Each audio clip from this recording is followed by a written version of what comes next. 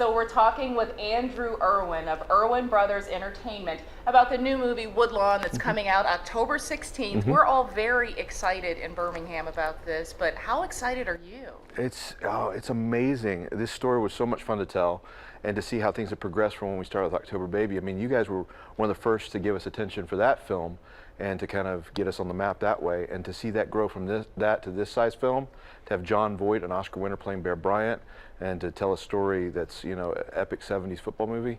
I'm really proud of this movie. And there's this part still that's true to the nature of who you guys are, that the time that this movie was shot in Birmingham, when this movie happened, when the subject of the movie happened, I should say, that was a difficult time for the city. We were coming into our own in a way here. It was about 10 years outside of a lot of the civil rights movement and the Freedom Riders and the bombing of the 16th Street Baptist Church. So I think the city was still struggling to heal.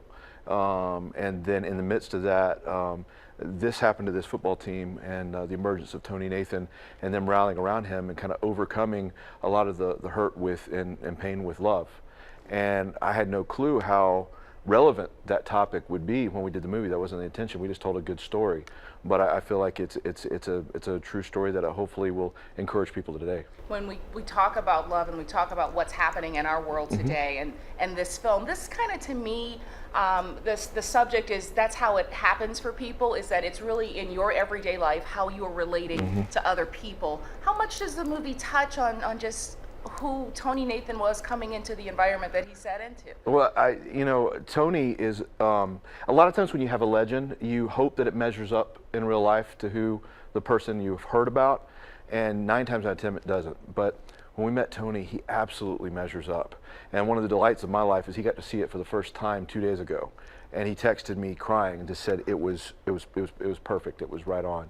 And I think the strong father-son relationship he has with his dad in real life comes across crystal clear in this movie, and it's one of the parts that I think will encourage a lot of people. One of the fun things, I think, is all of the big name actors who are a part of this film. One was Jon Voight, so everybody said, you got to ask him about Jon Voight, and just Voight playing Bear Bryant. You know, you have to have a legend play a legend. And I knew that if we didn't get the casting of Bear Bryant right, I would not be able to go home to my state here in Alabama, because I would never hear the end of it. And so we wanted somebody that was going to do it justice. And Jon is an icon. He's an Oscar winner.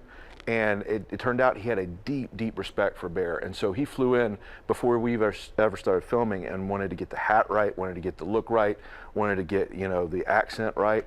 And he put his homework into making sure that it was accurate. And the coolest thing was Caleb Castile plays Tony.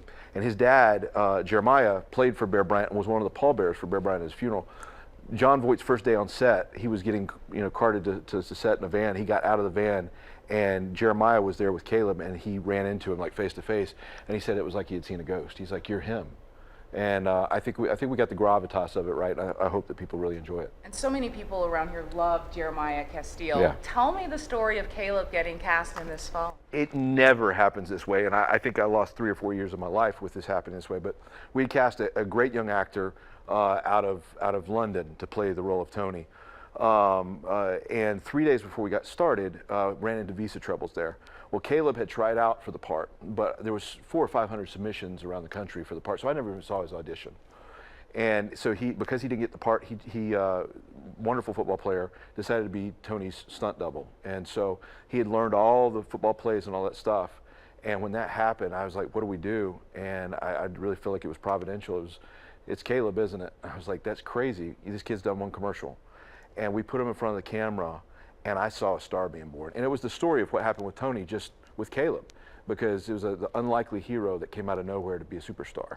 And the kid has a bright future. He is a tremendous talent. So you guys have to wait until you see him blow up on the screen, but we understand he's already getting some offers for different things. Yeah, I've seen some of the offers coming in for him, because he calls me up freaking out going, oh my gosh, what are they doing? I was like, dude, you're a star now, man. So I firmly believe in this kid. He's got a bright future ahead of him, and he's the best kid in the world. His story, though, when you think about you and Jon and doing what you're doing, how unlikely in Alabama that we'd have a company, 2 guys saying we want to make movies, and then you, like you said, October Baby, but Mom's Night Out was a surprise hit. Yeah, it was.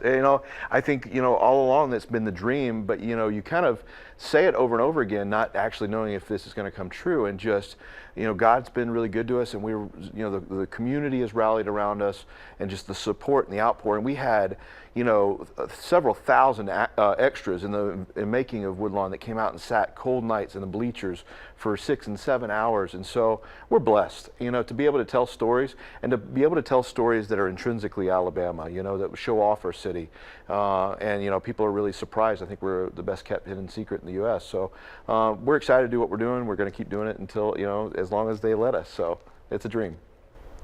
Let me talk about this because I love the fact that you do enjoy working here, but a lot of the industry is happening outside of our area on the West Coast. And so that idea of people coming in here and shooting films, that we all like it. How does it work for you?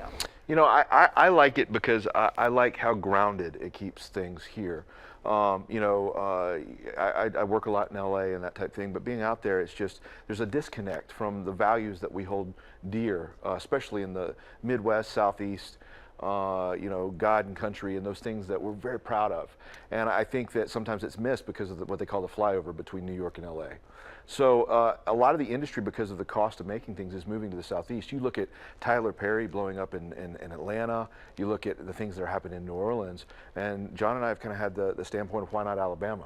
And the film office, the state government has really gotten behind that, and to see the jobs that are created, to see the amount of exposure it gives our state.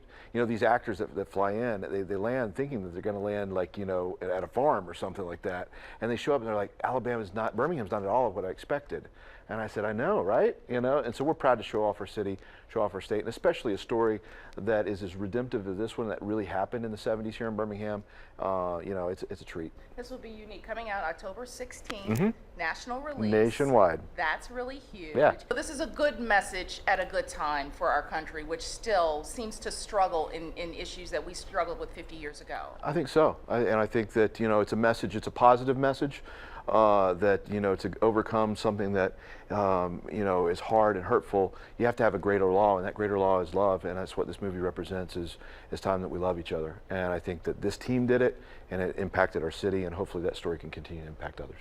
John wrote this, or he wrote in partnership? Yeah, John co-wrote this with another writer, but this is a story that I grew up hearing as a bedtime story, and so as a kid I always said, I'd hear my dad tell me this story. And so I always said, if we could ever do a movie of that, that would be amazing. So to kind of go from a 6-year-old boy seeing my dad act it out in the bedroom, telling me the story of Tony and Nathan running down the sideline, to then, meeting Tony for the first time and pitching him what we wanted to do. And the Gerald's family, that the coach of Woodlawn, is a great story. It's a dual story that's beautiful.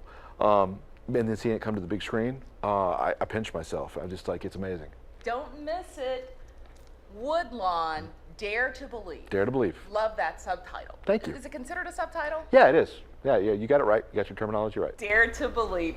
It's October 16th. Andrew Irwin talking with us about Irwin Brothers Entertainment making movies in Alabama.